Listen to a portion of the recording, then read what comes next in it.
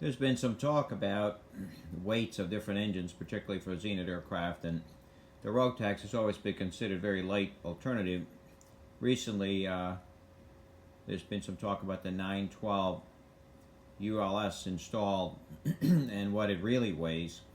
Of course, we got all the components here: engine mount, exhaust, muffler, exhaust pipes, radiator, heater, hoses, throttle cable, mounting hardware, oil cooler and tank, water cooling, components, air filter, miscellaneous parts. Then the oil in the engine, there was 0.8 gallons that was misrepresented too much here, so we take that out. Oil in the radiator, total oil, coolant, and then goes on and on and on.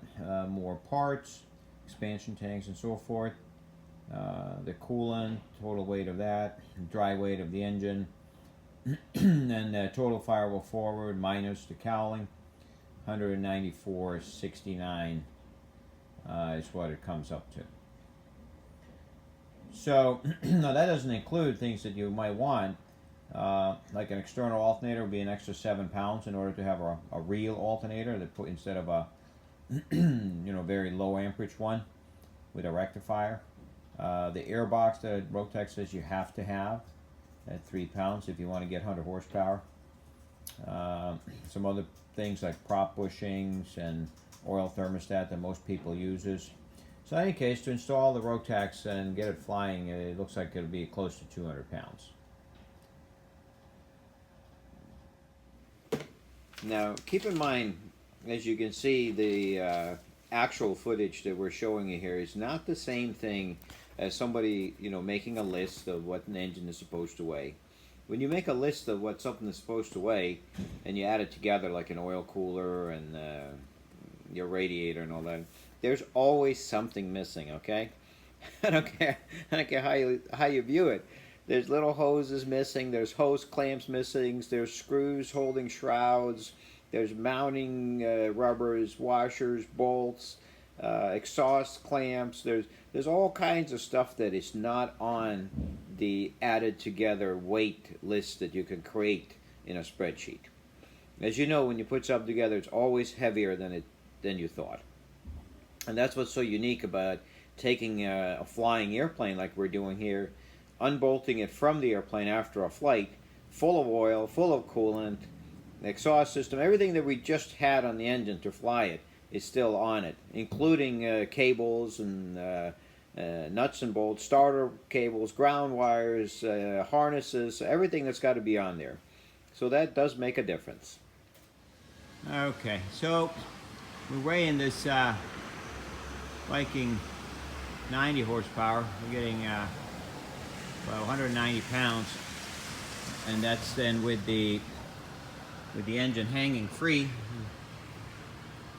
from its mounts, and it took away the wooden blocks we had underneath it, and we're also suspending the radiator with it.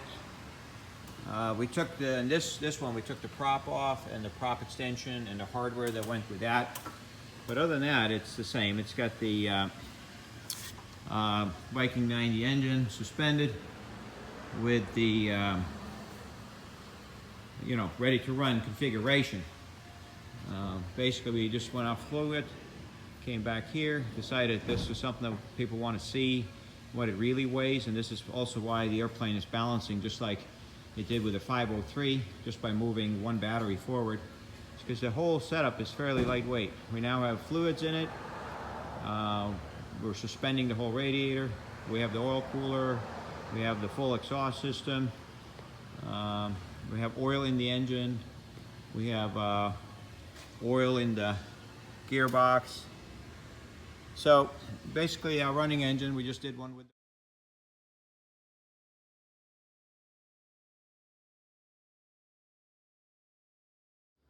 Okay, so now we're going to weigh the engine just the way it sits on the ground when we deliver it to a customer, which will be engine, gearbox, the flywheel, drive coupling, prop hub, carburetor, exhaust manifold, fuel injection system, engine mounting bracketry for bed mount in this case.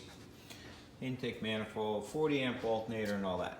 All right, so we got the thing set to 0. Got everything slack there. We'll bring her up in the air. All right. Now let's see what the thing is reading. Okay, so we got 159, 160 pound engine. Let's let it stop. Let's see, unfortunately I'm pushing down on it now with my hand, but I'll wait for it to stop. Right about there. Okay. I guess we can say 159.7, huh? Sounds better than 160? Yeah, just kidding. No. So basically, 159, 160 pounds. So that's very compatible. Of course, this engine has a real alternator. It's got 40 amp alternator, which is a lot more than the ROTAX competitor. You can always add an external alternator on that, but then you add 7 pounds at least. But yeah, that's the basic engine right there. Now, the next little clip here will show you the engine, the way it arrives at Viking when we get it, the Mitsubishi engine comes in. And it's 123 pounds.